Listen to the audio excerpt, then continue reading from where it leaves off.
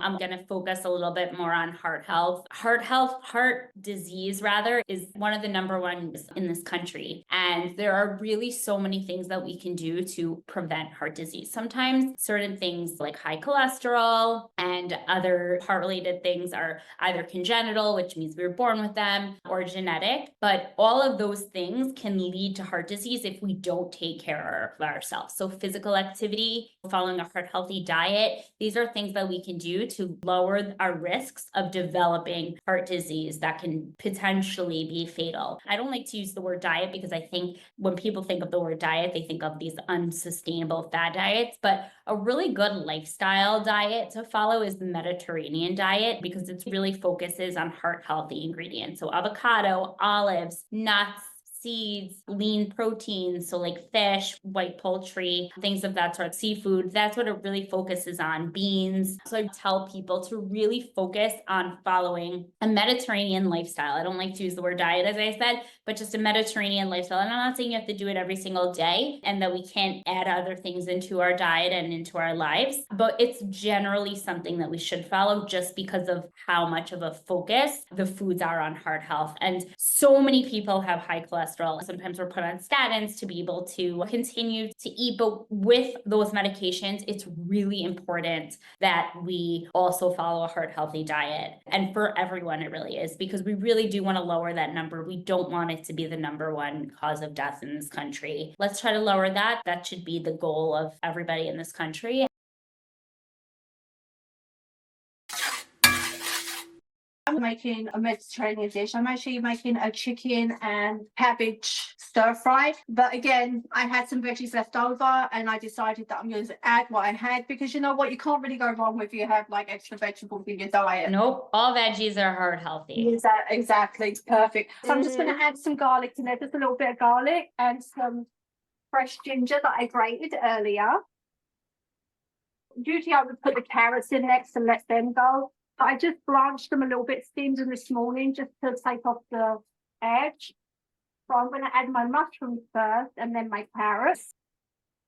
I'm going to keep sauteing this and get that going. And then I'm going to add the carrots. So I have some blanched carrots going on. And after the blanched carrots, I'm going to add some red peppers. So we've got lots of colours. Yeah, that's what I love about stir fry. I love the colors. Yeah, it makes it like you want to eat it.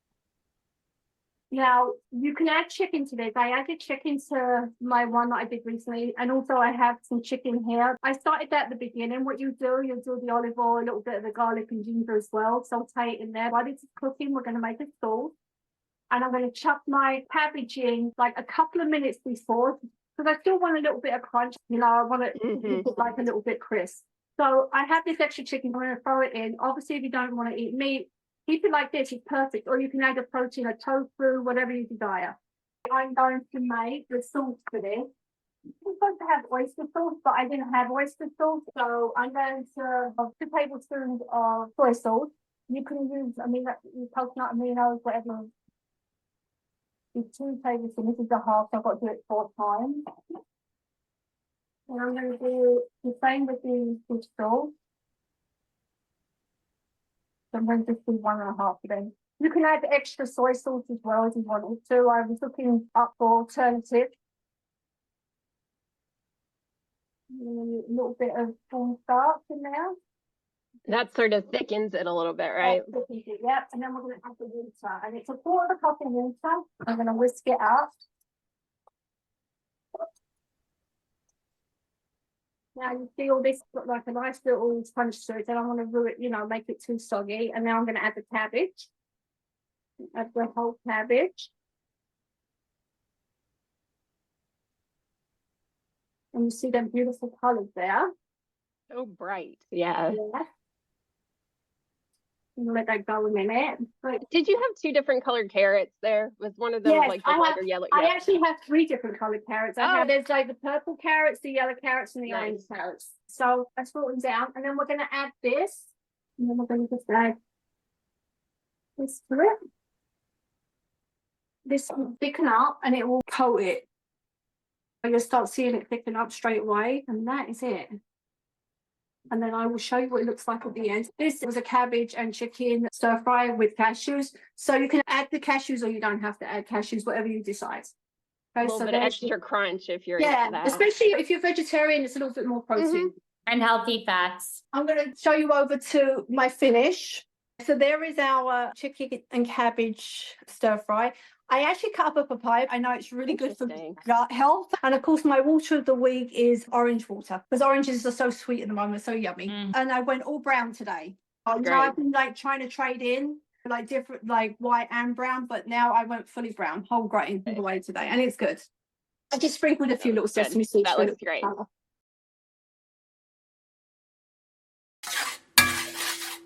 I have my quinoa. This is a cup of quinoa. I make mine in my rice cooker. It's the easiest way for me to make any grain is to make it in the rice cooker. So I have my cup of quinoa here. And then there's just a whole bunch of veggies and different ingredients we're putting in. The first thing we're putting in are my washed cannellini beans. These are white cannellini beans. They're super heart healthy. Really, all beans are. They also go really nicely in this. You can use kidney beans if you prefer. I love white beans. And so that's going in today. I'm going to mix that in.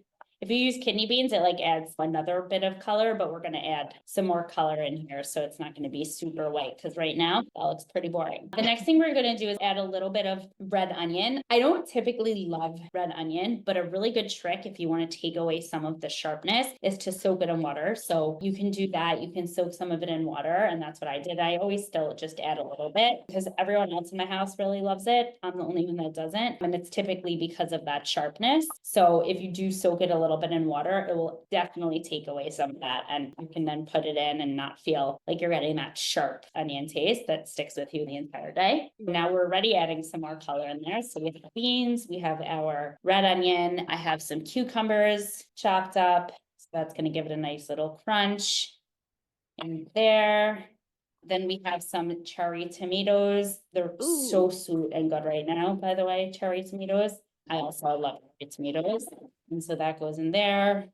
And again, we're getting protein from the quinoa. We're getting protein and healthy fats from the beans. We're really getting the full meal here. So we put in some of those cherry tomatoes. You see all the colors are coming nicely. And then the last thing, which is really my favorite, because I just love olives in pretty much everything, are some Kalamata olives, pitted and chopped. You can use any type of olive, but Kalamata are a more Mediterranean olive. Super heart healthy, really help lower blood cholesterol. And I love the saltiness of olives. I just think it makes pretty much every dish.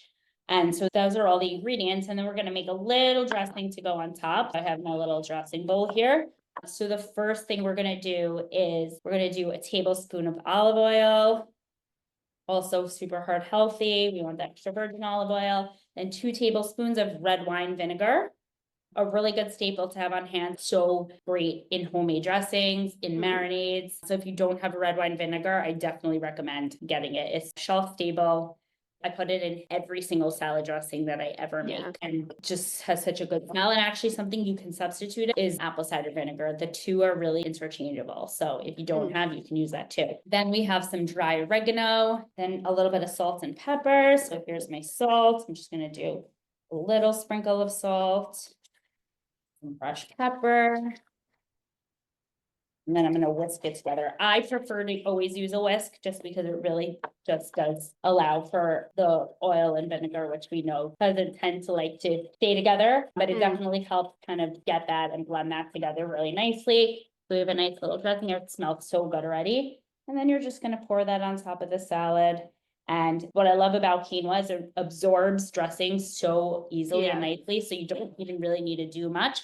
I'm going to take a little spoon just to gently toss it, but it will make its way down there. Quinoa really absorbs dressing very nicely. And this can stay in the fridge for a few days. So make yourself a big batch. It's a really good side dish. It's a good lunch. Very heart healthy and looks good. Delicious.